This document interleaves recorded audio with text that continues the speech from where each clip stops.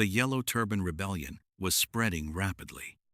What began as unrest in the countryside soon turned into county towns falling one after another.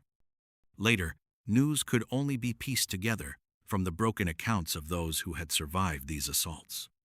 People began to realize that under the shadow of this so-called yellow heaven, famine was no longer the only disaster. War had come as well. They had already exhausted everything just to survive hunger. Now, with the old regime and the new regime fighting each other, where could ordinary people still find a place to live? Liu Yan's recruitment notice stood before them. Recruit volunteer troops. Join together to suppress the yellow turbans. But words could no longer steady people's hearts. What truly mattered now was the blade and food. And yet, although many people gathered before the notice, most only glanced at it before walking away. But one young man did not leave. He stood before the recruitment notice and stared at it for a long time, as if trying to confirm whether the world had truly fallen to this point. His name was Liu Bei. He was a man who made a living selling straw sandals. He had no land, no army, and no powerful family to rely on. The only background he had was a claim that could no longer truly be proven, that he was a distant relative of the Han imperial house. But in an age when imperial authority had already lost much of its prestige, this identity carried little weight. It might even have been a burden. Liu Bei was waiting. He was waiting for people who shared the same purpose as him, but the people around him came and went. Seeing this, he could not help but raise his head and sigh. At that moment, a sharp voice suddenly rebuked him. "Your country is in danger. Why are you standing here sighing instead of serving it?" The speaker was a man whose words matched his actions. He made no attempt to hide his anger toward those who came to look, then simply walked away. Liu Bei's attention was immediately drawn to him, and he asked for the man's name. The man was Zhang Fei, a local butcher who made his living selling meat and wine. He was strong, direct, and believed that force could solve almost any problem. The two men immediately found themselves drawn into conversation. Realizing that they shared the same ambition, they went together to a tavern to continue talking over wine. There, Liu Bei and Zhang Fei were speaking with great enthusiasm when a large man pushed open the door and entered. He was tall and imposing, with a long, flowing beard and a face as red as a juju. He had only come in to quench his thirst, for he intended to enter the city soon afterward and join the army. He did not say much, but his determination was unmistakable. Liu Bei and Zhang Fei immediately invited him to sit with them. This man was Guan Yu. Years earlier, a powerful local bully had abused his position and oppressed others. Guan Yu could not tolerate it, so he killed him.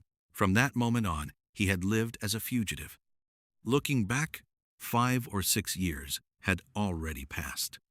Now, with the country in crisis, he believed that even an ordinary man had a duty to act. This was exactly what Liu Bei and Zhang Fei wanted to hear. After a few rounds of wine, the mood grew warmer. Zhang Fei suddenly proposed that the three of them should become sworn brothers. Behind his estate, he said, there was a peach garden, now in full bloom. It would be the perfect place for such an oath. The proposal struck exactly the right chord. Liu Bei and Guan Yu answered at once in approval. The next day, they walked to the peach grove outside the city. There, beneath the blooming peach trees, the three men swore their oath. They did not ask to share the same beginning. They asked only to leave this world together. An oath that would later become one of the most famous symbols of brotherhood and loyalty in Chinese culture. After the oath in the peach garden, Liu Bei, Guan Yu, and Zhang Fei began to call on others who shared their purpose, to defeat the rebels and bring peace to the people. Their ideal soon moved 2 merchants, who offered them support. With this help, and with their own ambition, the 3 men gained the means to forge weapons and armors, and soon gathered more than 500 warriors. With these men behind him, Liu Bei went to join Liu Yan's forces. When Liu Yan learned of Liu Bei's connection to the Han imperial family and saw that Liu Bei had arrived with 500 warriors, Liu Yan was greatly pleased. From then on, he treated Liu Bei as his younger kinsman. Not long after, the flames of war reached Yuzhou. The Yellow Turban General, Cheng Yuanji, came to attack with 50,000 troops. Liu Yan ordered the three sworn brothers to lead 500 men into battle. Facing the enemy army, Liu Bei rode forward with Guan Yu and Zhang Fei at his side, cursing the rebels as he advanced and demanding their surrender. Cheng Yuanzi was enraged and sent out his deputy, Deng Mao. But Zhang Fei charged forward and cut Deng Mao down in a single exchange. Seeing Deng Mao fall, Cheng Yuanji rushed toward Zhang Fei, determined to avenge his deputy. But Guan Yu suddenly appeared behind him, and before Cheng Yuanji could react, he was cut in half by a single blow. When the yellow turban soldiers saw their leader fall, their morale collapsed completely. Some fled. Others surrendered. The yellow turban forces were defeated. Yuzhou had held. The next day, Liu Yan sent Liu Bei out again, this time to reinforce Qingzhou. On the road, they were intercepted by yellow turban forces. This time, the enemy was clearly different from the ones they had faced before.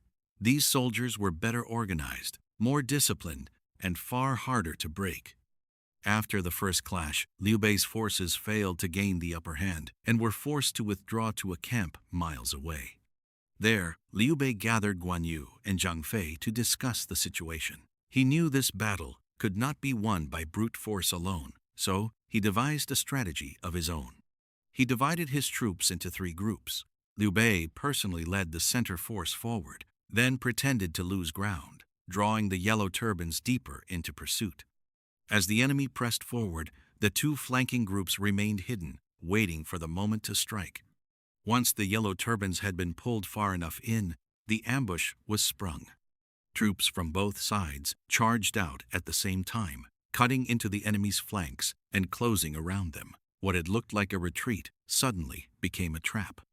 The yellow turbans were defeated and began to fall back. Liu Bei pressed the attack all the way to the walls of Qingzhou. There, his forces coordinated with the defenders inside the city, attacking from both within and without. The Yellow Turban army suffered a major defeat, and the siege of Qingzhou was lifted. Once the unrest in Qingzhou had been settled, Liu Bei, Guan Yu, and Zhang Fei gathered their troops and left for Guangzhong to reinforce Liu Bei's mentor, Lu Zi, who was locked in battle with Zhang Jue there. When Lu Zi saw that Liu Bei had arrived, he was greatly pleased and kept the three men in his camp. He explained the situation to them. At Guangzhong, Lu Zi was besieging Zhang Jue. Meanwhile, Zhang Jue's younger brothers, Zhang Liang and Zhang Bao, were in Yingchuan, facing the imperial generals Huang Fusong and Zhu Jun. Lu Zi then assigned Liu Bei 1,000 soldiers and sent him to reinforce the front at Yingchuan. And farther away, outside the city of Luoyang, another force was also setting out toward Yingchuan. The man leading it was a cavalry commandant. His name was Cao Cao. If you enjoyed this video, please like, comment, and subscribe, and stay tuned for the next episode.